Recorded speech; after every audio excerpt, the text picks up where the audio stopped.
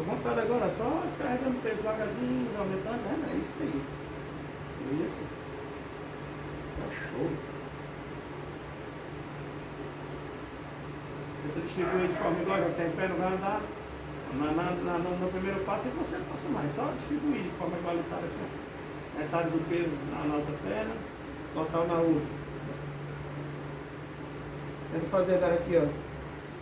Levantar o pé, o papel no chão, isso. Dorsiflexão, flexão plantar primeiro, depois dorsiflexão, isso. Agora calcanhar, isso, olha. Isso aí. Dá outra mão. Aí. Agora vamos dar um mortal, né? Hoje não, né? Tá de noite, a vida de mortal só presta de dia. Se soubesse que eu fazia, cara. Cadê que você viu o vídeo aí? Sai da vídeo direto. Se eu soubesse que eu fazia isso, eu pedi uma vez. Fez capoeira já? Fiz capoeira, eu fiz arte marcial. Eu fiz a capoeira, mas fiz pouco tempo. Mas eu não. Dançou não, né? Aproveita aí, brinca um pouquinho. É porque você está descarregando todo lá. Tá assistindo alguma dor aqui? Só Formigão.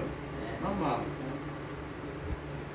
Sangue aí que você começou a circular. Para de deitar.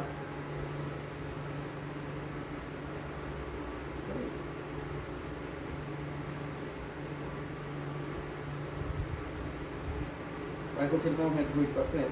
Isso.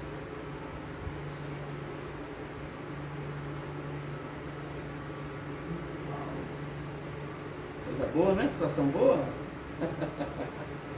É isso, é você. Vamos. Vem aqui para ver.